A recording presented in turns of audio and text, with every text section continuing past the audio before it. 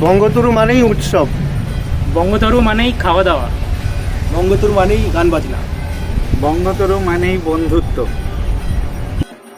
বঙ্গতরু মানে নতুন কিছু করা। বঙ্গতরু মানে বাংলার অতি প্রাচীন বিস্মৃত প্রায় শিল্প সংস্কৃতিকে নতুন করে খুঁজে পাওয়া। বঙ্গতরু মানে আগামী প্রজন্মকে বাংলার ঐতিহ্যবাহী বিলুপ্ত প্রায় শিল্পকলাকে চিনতে শেখানো। বিগত কয়েক বছরের মতো এবারের শারদোৎসবেও প্রতিমা ও মণ্ডপসজ্জায় বঙ্গতরুর এই ব্যতিক্রমী প্রয়াস অব্যাহত।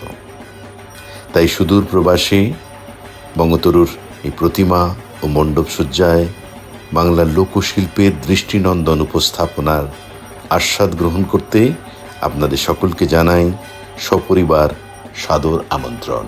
নমস্কার।